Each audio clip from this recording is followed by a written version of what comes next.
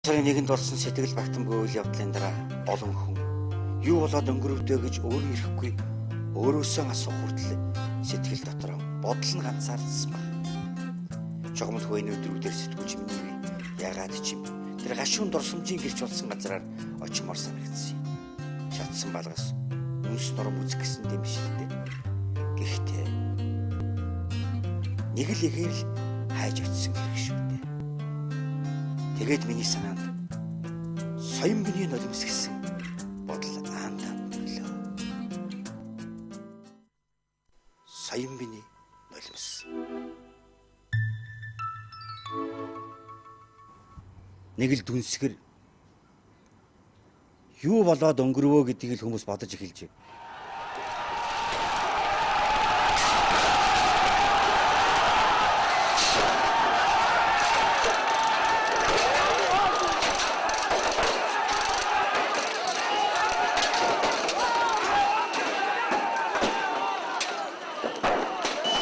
Чи дэмж чамраг байна. Чи дэмжиж байна. Тэгээ дэндүү арай дэндүү байна.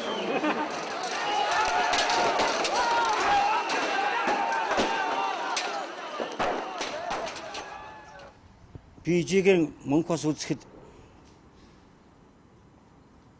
3-4 хоног ажил явдал дуустал уйлаагүй. Тийм завдалж болоогүй гэж магадгүй. Самгардаач байсан байж мэднэ. Тэгээд ижигээ нутгаглуулчихаар 4-5 хоногийн дараа нэг оргиж билээ. Ижигээ болсноо мэдэрч. Тэрэн шиг 7 дугаар сарын 1-ний энэ үйл явдал болж байхад би учраагүй бохомдож хачин санагдаж энэ ч одоо яаж байна, юу болж байна, монголчууд маань яаж байна гэд заах сандарсан да. За ер нь л одоо сайн муу санаанд орж тэр хүний сайн энэ хүн муу бодогдож ер нь хачин л болж ирсэн. Өөрөө руугаа чолоо шидэж ирсэнтэй адилхан. Харин тэгсэн өнөөдөр нэг 5-6 хон 7-8 хоногийн дараа эргээ бодохоор зэрэг бохомтойхоо шиг юм бодоход тулаад ирлээ шүү. Тань тэг санагдаж байгаа биз? Улс төрийнхэн өөрийнхөө байр суурийг илэрхийлж байна. Телевиз сонин хэвлэлүүд өөрийнхөө байр суурийг илэрхийлж байна. За энэ асуудал дээр үнэндээ нэг олон ургалч гэдэг нь уралдаж байна. Би ч гэсэн бодож байсан.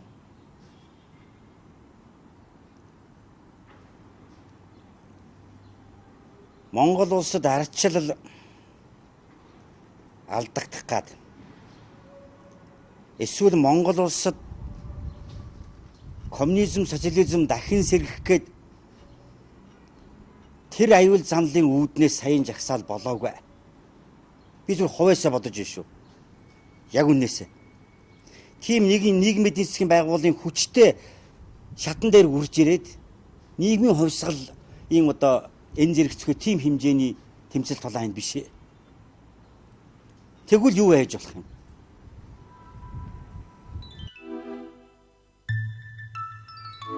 Тэгвэл юу байж болох юм? Тэгвэл юу байж болох юм?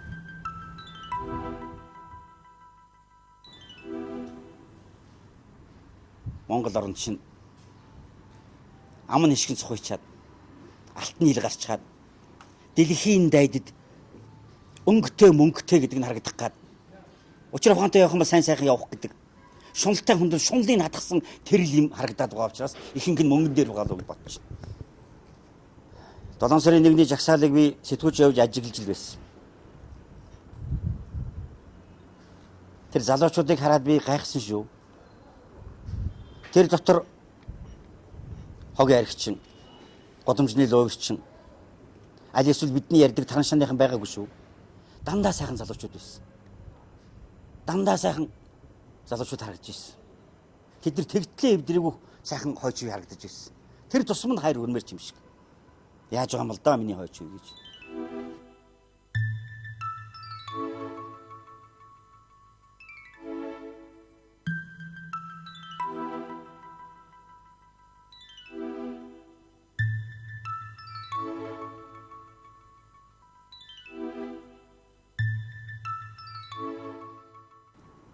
Ер нь Монгол цагдаа байх хэрэг байгаа юм. Яахын цагдаагийн байгууллагаар. цагдаагийн байгууллага гэдэг чинь муу төрийг хамгаалдаг, сайн төрийг хамгаалдаг. Муу ерөнхий сайдыг хамгаалдаг, сайн ерөнхий сайдыг хамгаалдаг л байхгүй. Муу засгийн газрыг хамгаална, сайн засгийн газрыг хамгаална. Элбэг доржин цонх руу шидэж, өндөг шидэж байхад цагдаа ордны хүслээр зогсож ирсэн.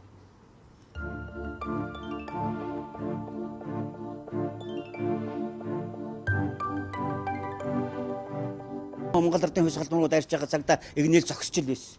Юу л болно тэрний өмнө цагдаа байдаг.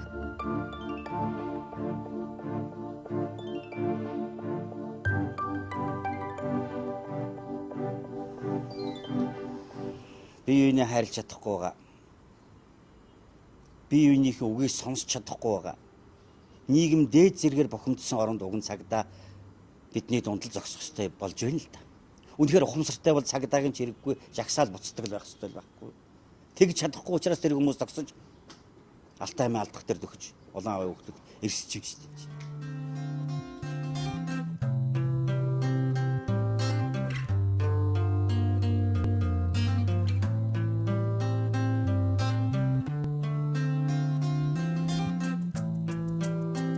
Би эмчнээс хамгийн гайхамшигтай эмчнэрийг ямар эмч гэж боддог вэ? Төргөн тусламжийн эмч гэж боддог юм. Хамгийн анхны он шиг тавьдаг. Эхний үзлэгээр он шиг тавьдаг. Цаана тэр олон эрдэнэтэд профессорууд юм уу, тэр томограф юм уу, компьютерт үзэхээс өмнө анхны он шиг бол төргөний эмчил тавьдаг. Хэзээ төргөний эмч сайн нэртэй байсан. Тэрнтэй адилхан хамгийн муу муухайны үзүүрдээр цагдаа явж идэг. Тэгээ хэзээ тэднийг намайг хамгааллаа гэж хэлсэн. Ийшээ хараад хамгаалвал элбэг дөржийг хамгаалсан болно. Наашаа хараад хамгаалвал баярыг хамгаалсан болно. Түлхүүл ард түмнийг дормжсон болно. Түлхүүлэхгүй хүлээгээ зогтаах юм бол айсан болно. Яах вэ?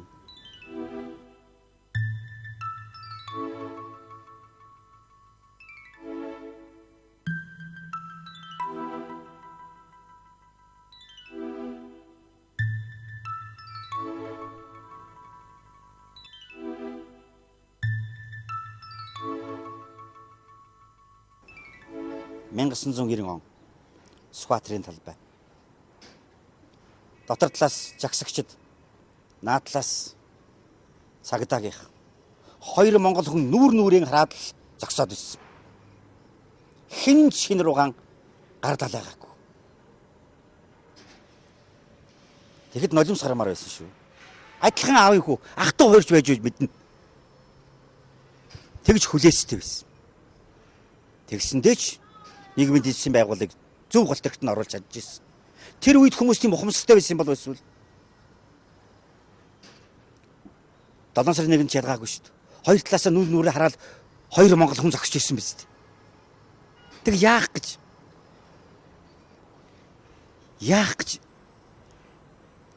Тэр чин тангаргаан биелүүлсэн. Үр хүлээсэн төрийн цагдаа.